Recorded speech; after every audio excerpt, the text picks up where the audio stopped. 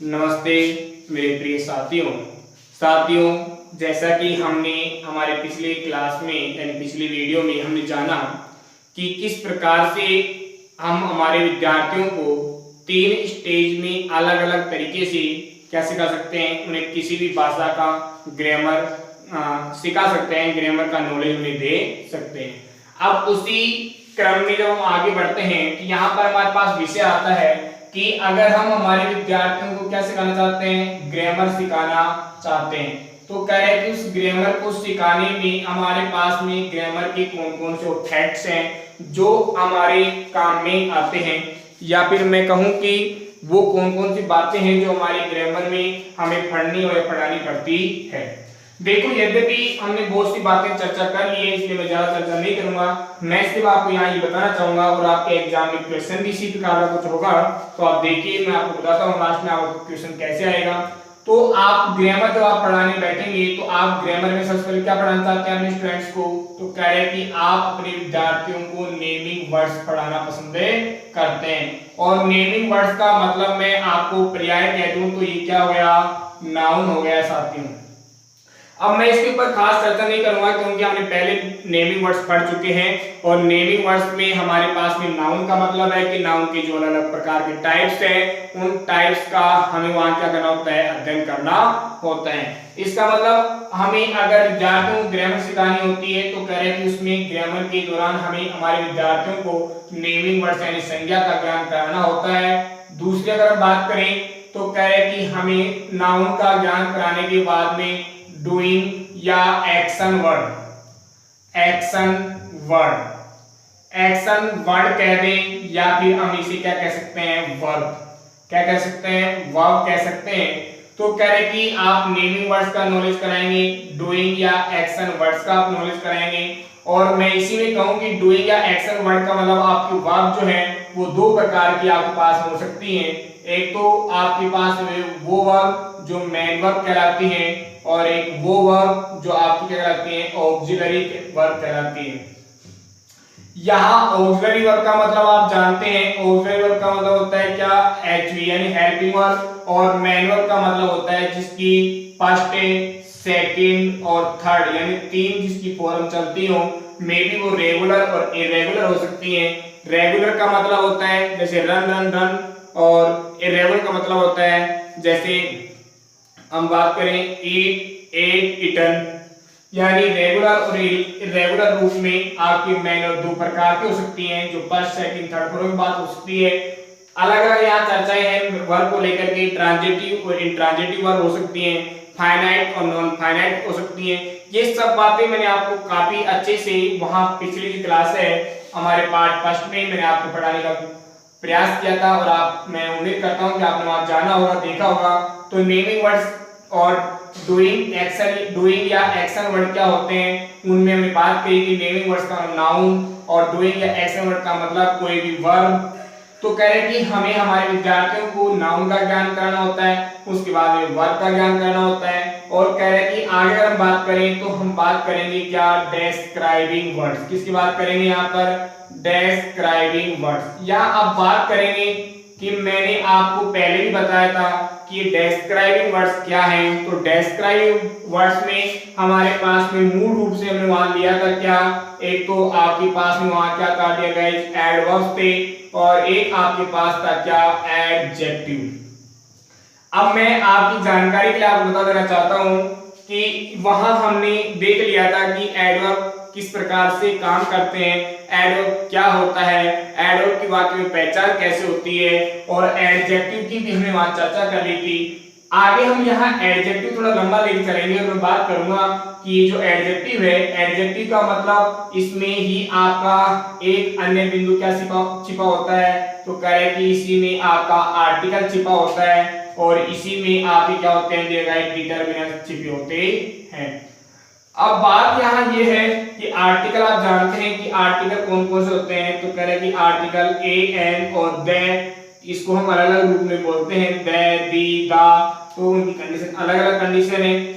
यहाँ बात कर रहे हैं कि आर्टिकल जो है वो ए एन द होते हैं जो काउंटेबल और अनकाउंटेबल नाउन्स के साथ में, या फिर बात करें काउंटेबल, अनकाउंटेबल और साउंड के बेस पर इनका अध्ययन हम करते हैं।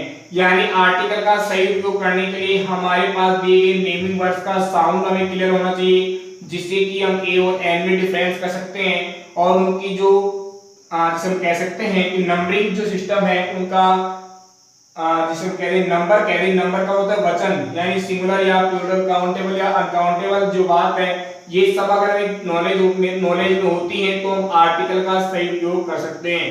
इसके बाद में हमारे पास चर्चा आती है कि हम एक अध्ययन करते हैं अलग से, तो वो हमारे पास टॉपिक होता है किसका, डिटरमिनर्स। और ये डेटा देखो वैसे जिसको हम बोलते हैं डिटरमाइनर्स, देखो डिटरमिनर्स हम बोलने की आदत में हमारे पास में है, जबकि बोलता क्या है, डिटरमाइनर्स बोलता है, डिटरमाइनर्स।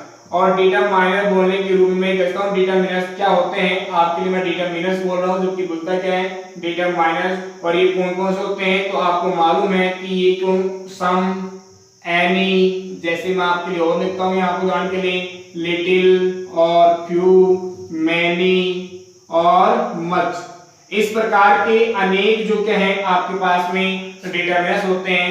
ये अलग अलग प्रकार के डिटरमिनर्स होते हैं, मैं चर्चा कर सकता हूं यहाँ पर हम अलग अलग प्रकार के डिटरमिनर्स की चर्चा करते हैं। तो मेरा कहना तात्पर्य ये कि आप ग्रामर में अपने विद्यार्थियों को नेमिंग वर्ड सिखाते हैं, डूइंग या एक्शन वर्ड सिखाते हैं और डिस्क्राइबिंग वर्ड्स आप सिखाते हैं। साथ में डिस्क्राइबिंग वर्ड्स में आपको एडवर्ब्स होती हैं, एडजेक्टिव्स होते हैं, एडजेक्टिव्स का एक पार्ट आपके पास आर्टिकल या डिटरमिनर्स होता है डियर गाइस। इसके बाद में अगर हम चर्चा करें तो यहाँ पर मैंने आपको ऑक्सिलरी वर्ब की बात कर दी, मैन ऑफ टीम की बात कर दी, तो कह रहे कि आप कहीं ना कहीं इन सब बातों क्या करते हैं, ध्यान में रखते हैं। अब देखो इन सब की बात जब हो जाती है तो आप इन सब को जानने के बाद में क्या बनाते हैं, तो कह रहे कि आप एक सेंटेंस की संरचना पर आ जाते हैं। और इस सेंटेंस को हम जनरली क्या कह सकते हैं, देखो इस सेंटेंस की संरचना पर आते हैं तो सेंटेंस जनरली हम सबसे पहले क्या सीखते हैं, तो कह रहे हैं कि हमारे पास एक सिंपल सेंटेंस की स्ट्रक्चर हम यहाँ सीखने की बातें करते हैं। और इस सिंपल सेंटेंस का मतलब क्या है, अब देखो सिंपल सेंटेंस जैसे मैंने आपसे बात कही है तो आपके माइंड तुरंत आ गया होगा कि सर जिस सेंटेंस में ना तो नोट आता हो और जिस सेंटेंस में ना ही पीछे क्या आता हो,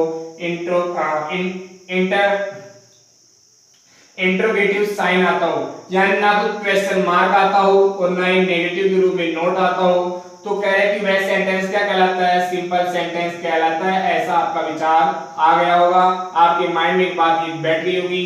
पर माय डियर गाइस, वास्तव में हम ये जो बात है वो हमारी सही है, पर रियल में हम उसे एक सिंपल सेंटेंस नहीं कह सकते, जबकि वो एक क्या है, सिंपल सेंटेंस की स्ट्रक्चर होती है।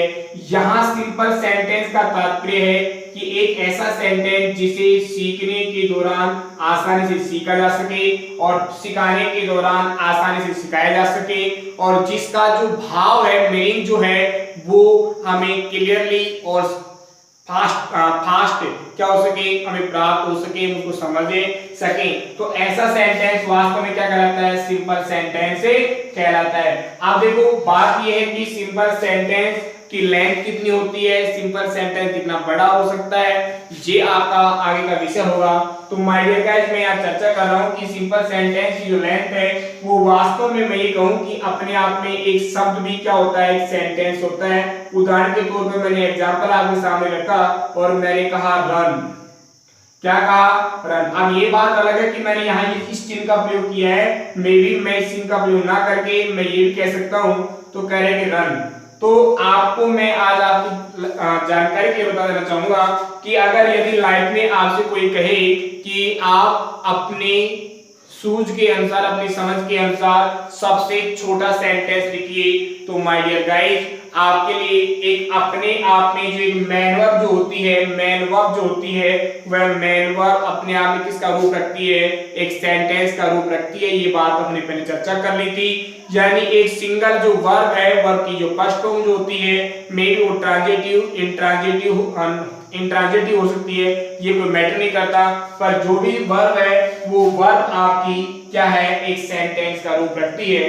तो मैं यहाँ कह सकता हूँ कि रन जो है वो भी अपने आप में क्या है, एक सेंटेंस है। तो आप किसी भी एक मैनर की फर्स्ट फॉर्म का प्रयोग एक सेंटेंस के रूप में कर सकते हैं। और जैसे आपने सामने वाले से कहा रन और उसने सुना और वो तुरंत क्या करने लगेगा, रन यानी दौड़ना उसने प्रारंभ कर दिया। तो बोलो ये सेंटेंस सिंपल हुआ कि नहीं हुआ? आगे की हम चर्चा करते हैं। तो कह रहे कि उसी प्रकार से पढ़ाने वाले ने या सेंटेंस लिखने वाले ने कहा रन फास्ट। क्या कहा? Run fast. अब बोलो पहले उसने कहा था कि वो रन, अब कहा रन फास्ट। तो अब रन फास्ट, अब फास्ट शब्द का ऑलमोस्ट मैं कह सकता हूं कि 100% स्टूडेंट को नॉलेज होता है। तो फास्ट मतलब तेज। तो उसने कहा रन फास्ट, तो तुरंत समझ गया सुनने वाला कि रन फास्ट का मतलब मुझे क्या कहना चाहता है कि तेज दौड़ो। तो यानी ऐसा सेंटेंस जिसको बनाने में, सुनकर के समझने में किसी प्रकार की अत्यधिक हम कहें कि क्रिया प्रतिक्रिया नहीं करनी पड़े, तुरंत समझ जाए, तुरंत प्रभाव के साथ हम उसके प्रति कार्य कर ले, तो वह सेंटेंस क्या कहलाएगा? सिंपल सेंटेंस कहलाएगा। और इस प्रकार से रन फास्ट भी हमारा क्या है? सिंपल सेंटेंस है। अब मैंने कहा आगे मैंने लिखा मान लो राम रन से फास्ट। आगे मैंने इसको बढ़ा दिया राम रन से फास्ट, राम तेज दौड़ता है। तो यानी अभी बात हो गई कि राम रन फास्ट, राम तेज दौड़ता है। आगे हम चर्चा करें तो कह रहे कि मान लो ये कह दिया गया होता कि राम रन से वेरी फास्ट, राम बहुत तेज दौड़ता है। तो यानी ये सेंटेंस भी आपको इजीली समझ आ रहा है। आगे हम बात करूं इन द लास्ट वीक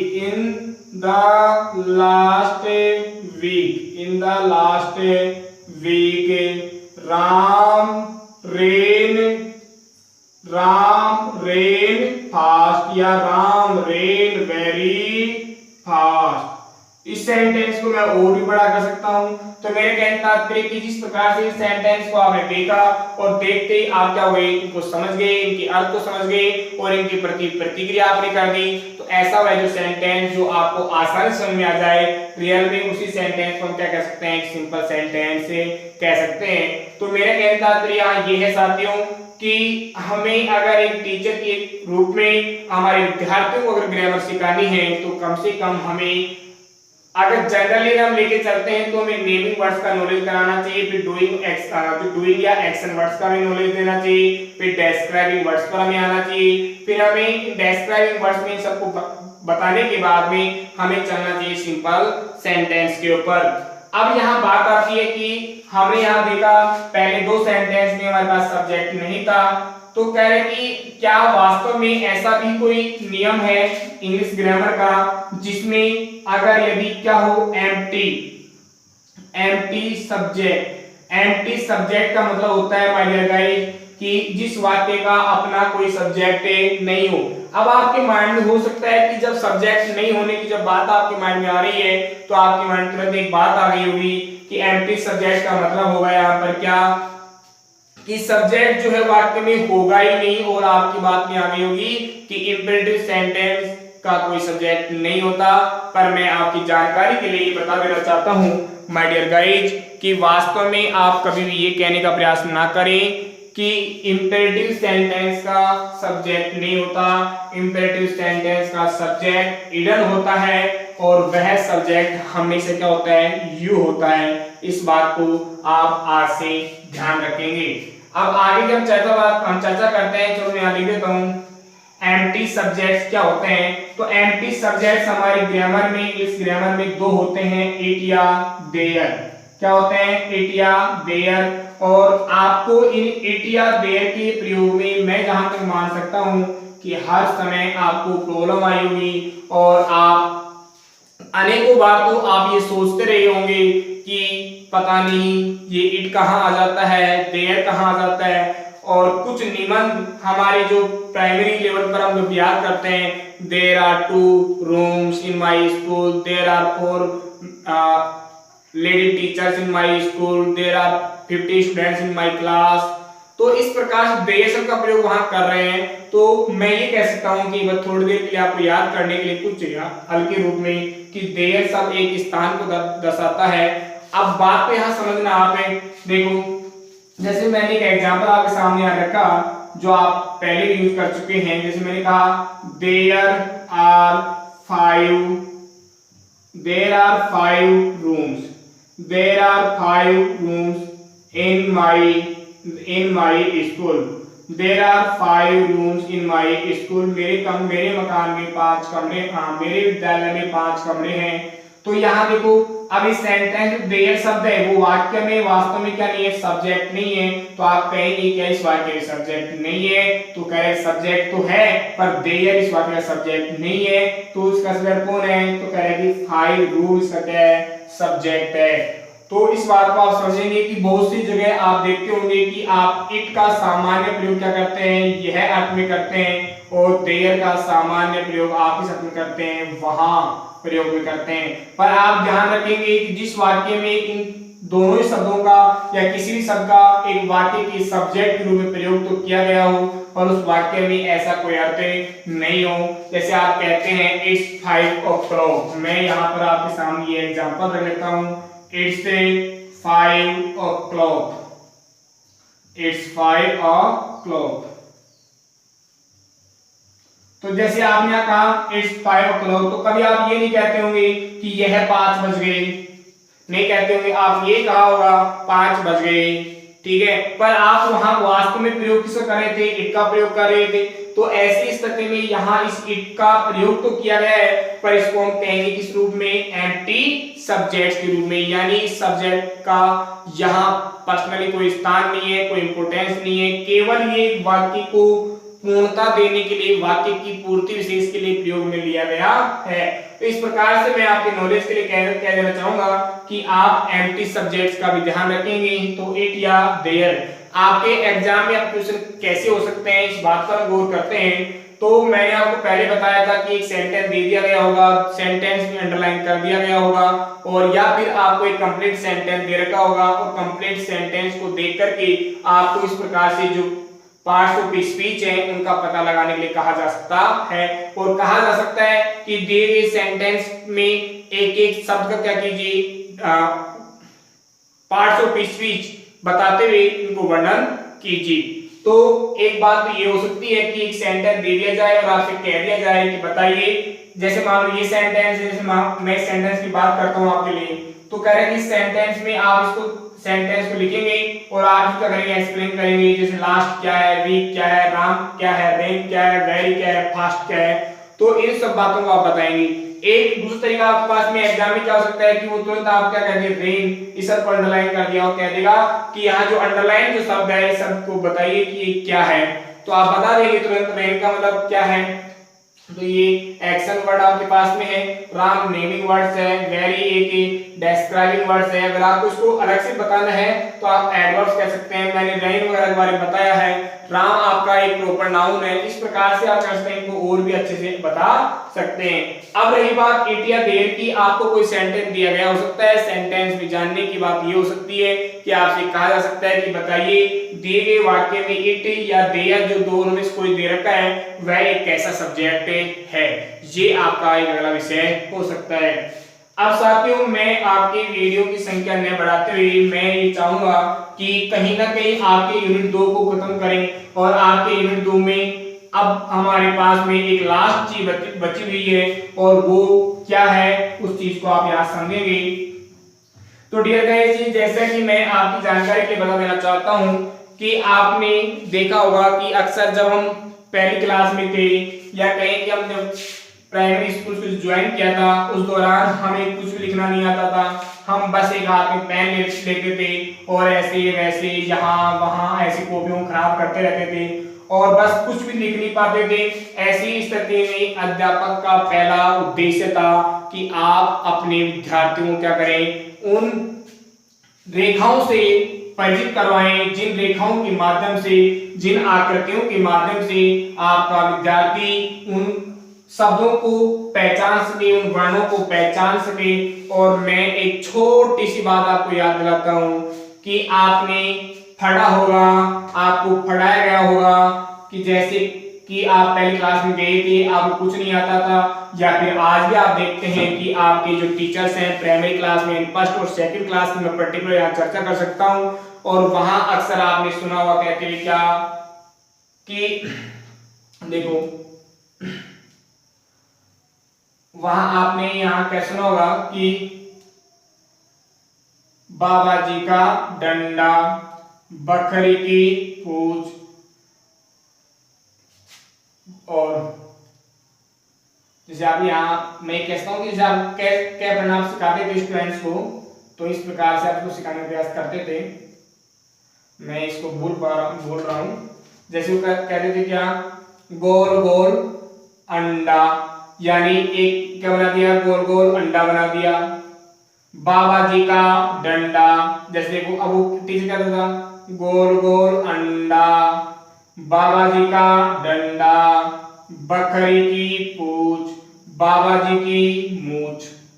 ठीक है, अब पहले कक्षा के विद्यार्थियों को इस वर्ण से ज्ञान कराना था, इस वर्ण का उन्हें ज्ञान कराना था, और विद्यार्थियों को कहानी किस्सों के रूप में कहा कि बोलिए हम क्या कर रहे हैं, गोल गोल अंडा, बच्चे तुरंत क्या बना देंगे, गोल गोल आकृति बना देंगे। बाबा जी का डंडा, तो वो बच्चे कहेंगे हाँ डंडा कैसा होता है, खड़ा होता है। बकरी की पूंछ, और वो तुरंत क्या करेंगे, पूंछ को मोड़ देंगे। बाबा जी की मूंछ, मूंछ कहाँ होती है, ऊपर। ऐसे करते हुए कह कहकर क्या करेंगे, इस आकृति को बनाना प्रारंभ कर देंगे। तो यहाँ मैं कहना चाहूंगा कि अंतिम जो आपका इसी विषय में यहाँ टॉपिक है, वो पॉइंट है, वो क्या है, आपकी जो राइटिंग है। राइटिंग का मतलब है यहाँ आपका जो लेखन कौशल है। लेखन कौशल का मतलब वो नहीं जो आप निबंध या राइटिंग की बात कर रहे हैं। यहाँ राइटिंग का मतलब है कि आपकी जो लेखन शैली है, उस लेखन शैली को आप कैसे सुधार सकते हैं। तो आप अपने विद्यार्थियों को लेखन शैली का ज्ञान कराने के लिए प्रथम कक्षा के विद्यार्थियों को बिल्कुल अनभिज्ञ जो हैं, उनको वर्णों का आप परिचय कैसे कराएंगे।